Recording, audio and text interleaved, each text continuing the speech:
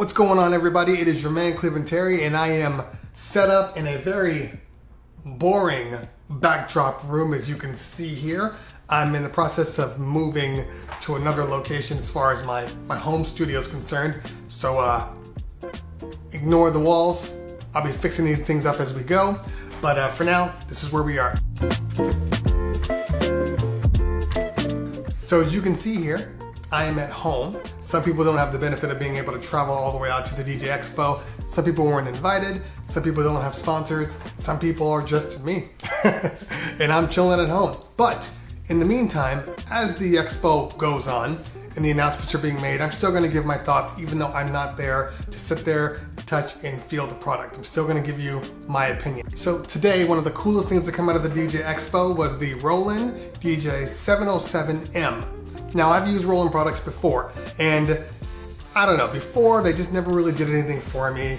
I saw them, they had the great drum kits built into the system. It was cool, it was a cool little feature to have, but for me, it just didn't do it for me. I didn't want that much production in my DJing. I want to be able to DJ, add a little production, but I'm not trying to make an entire song with my DJ software. A lot of people love it, and it's a great board, so I'm not saying anything about it. It was actually one of the first ones to come in with the Pitch and Time plugin built into the system. That's what actually got me kind of falling in love again with Serato and the way they did things. But like I said before, never really pushed me into buying a Roland board. Up until now, I'm not really in the market for a new DJ controller. But if I was, I would take a serious look at this particular controller. Why? Because it's putting a lot of focus on what I think controllers are best for, and that's mobile events. They have thought about this controller. They put so many bells and whistles in it that I would almost say that this may be the best mobile DJ controller on the market.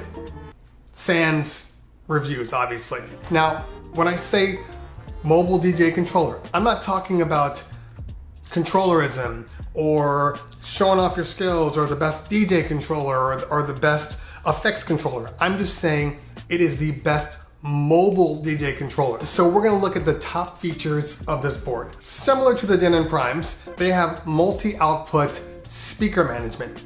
You have your main outputs, your booth outputs, and then an auxiliary for if you wanna feed music to a different area, or if you have a videographer that wants to record your feed, well, you're gonna be able to give him this output. What's cool about it is every output has their own EQ. Let's say, for instance, you got your mains going and it's EQ perfectly for the crowd. Your booth doesn't have to sound like your mains. Maybe you want a little more low end, or maybe you want to remove the low end completely, or maybe you want to take off a whole bunch of the highs. You can actually adjust just the booth sound to your liking. If that videographer wants a feed, maybe it's coming in too hot for him. Maybe it's coming in fine, but the bass is just pushing on his compressor on his device, and you can adjust that. You can also change out the auxiliary to just output the vocal microphone. For example, if I'm doing a wedding and I'm making some announcements and I have music playing in the background, I'm gonna make an announcement for the bridal party and there's the music's going on and it's a little loud. Maybe I'm not as balanced as I should be. But I can adjust the audio just for the auxiliary and have my mic voice coming right out of that. And in the mains, if he's recording the mains, a lot of times the videographers will have a direct input for the board, and then they'll have a microphone for the speakers themselves. Well, he can get both sides. Now he's got two channels of audio. One audio that's pristine, the other audio just for music. You're gonna make a lot of videographers really, really happy, I can tell you that much. Now, just like the Denon Primes, you can run an auxiliary feed right out to another room, unlike the Denons, which actually allow you to actually create a separate mix channel where you can send your mix over. It doesn't have that because it's obviously Serato based. However, it does have USB input. You can plug in your phone, you can plug in your iPad, and you can play music right out of there, direct feed, nice and clean, digital feed all the way through. For a lot of people, that's going to be enough, to be honest with you. Now, speaking of output, let's say you got that thing pristine and it's exactly the way you want it to sound and it sounds perfect. You can save that scene for that venue. And then once you go to another venue, you can save a scene for that venue. So every time you go to a venue, you don't have to constantly EQ. You know what it sounds like. You can just go hit that button. It's this hotel, it's this courtyard, it's this backyard, and it's set up. You don't have to think about it.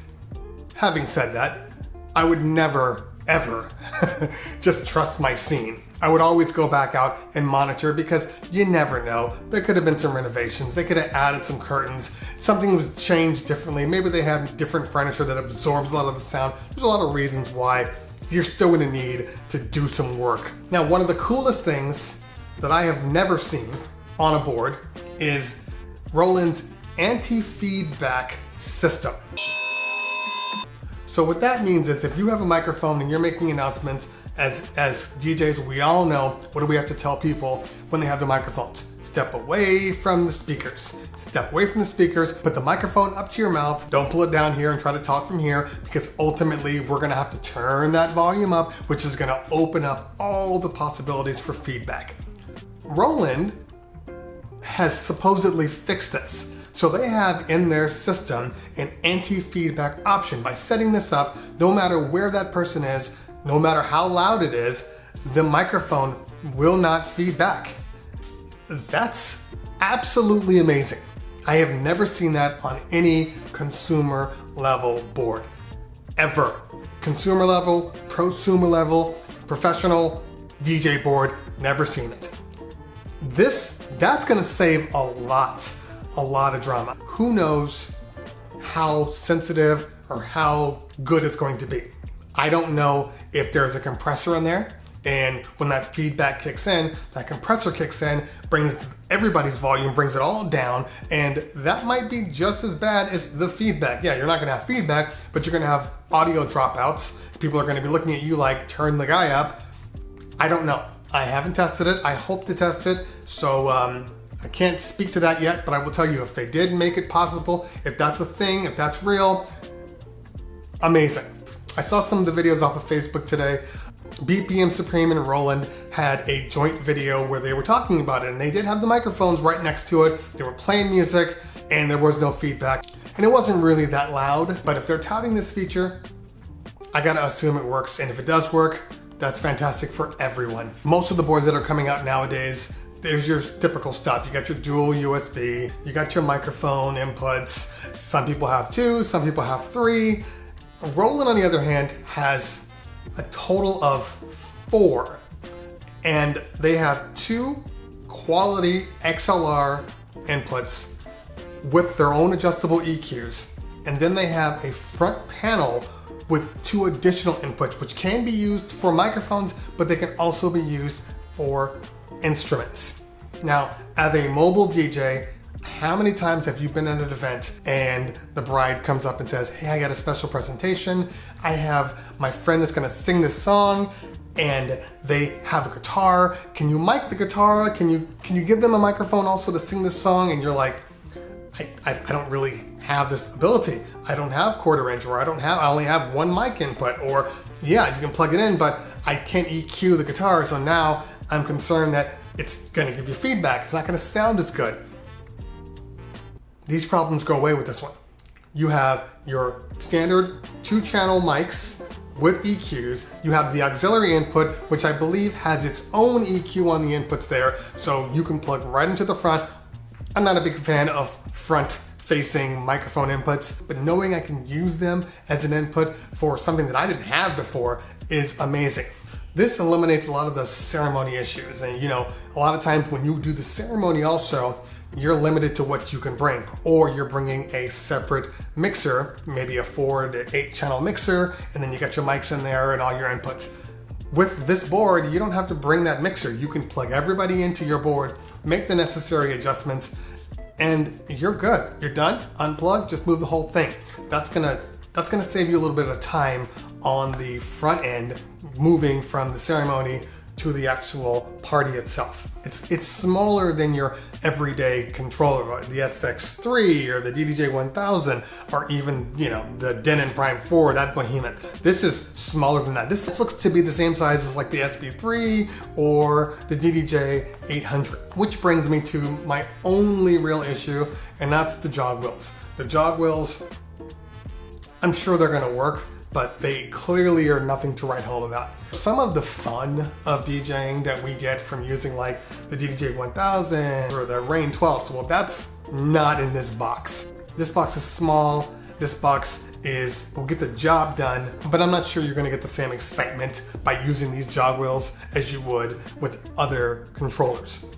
But the trade-off is it gives you all of this in a super small and compact size. The price, $1,000. And I'm gonna say this, I don't think it's overpriced. I think that's a really good price for a controller that does this much. It's going to give you so many features that mobile DJs are asking for, or mobile DJs are constantly using all the time, and it's going to alleviate, it's going to remove some of those things that you don't need to bring with you anymore. And knowing that, I think it's worth $1,000. I honestly believe this is going to be a really, really good controller. I think it's going to sell pretty well too. I think that some of these things that are currently in this device, I think with a couple of updates, the Denon Prime could get the same feature sets, because a lot of these things they already have built into the Denon Primes. They just need to figure out how to access them. However, we are talking about a much larger board. We are also talking about the fact that we are missing a lot of those inputs that are on this device that are not on the Denon Prime. I think this is the starting point for Roland's future. I think this DJ-707 is kind of their test case. They want to see how it sells, and then if it goes well, I think we're going to see a slightly bigger one, maybe the size of an SX3, size of a DJ-1000, with even more bells and whistles. So I think there's going to be a really good place for Roland. I think you're going to see a lot more coming from them in the future. Is it going to have me switching over from my DJ-1000? No, obviously not. However, if I was looking for a good controller that's gonna double up on a whole bunch of things that I know I'm gonna use every single weekend, this controller would be one I would look at. I haven't reviewed it, so don't take what I'm saying and go off and buy one. I would love to review this product. I'm gonna try to get my hands on it. I'm gonna try to use it for a couple of weeks and give an actual review, and hopefully that comes to fruition. But again, guys, I'm actually going to be doing these reviews over the next couple of days. As new product comes out, we're going to keep on reviewing, we're going to keep on doing what we do. Question for you guys before I end this video. I'm thinking about doing some live video streams. Wasn't really sure if I wanted to do them or not. I want you guys to leave it in the comments below if you think I should. And then if I get enough buy-in, we'll do one, we'll do two, we'll see how it goes, and we'll go from there. All right, guys. Once again, guys, thank you guys for checking out my videos. I know you have many choices when you're out there and you choose to look at mine, and I appreciate it. Make sure you follow me on here on the Instagram, on the Twitters. And if you found what I said here useful, hit that like button. If you found what I said here really useful, hit that subscribe button. Guys, always a pleasure. If I don't talk to you later, we'll talk soon. Peace.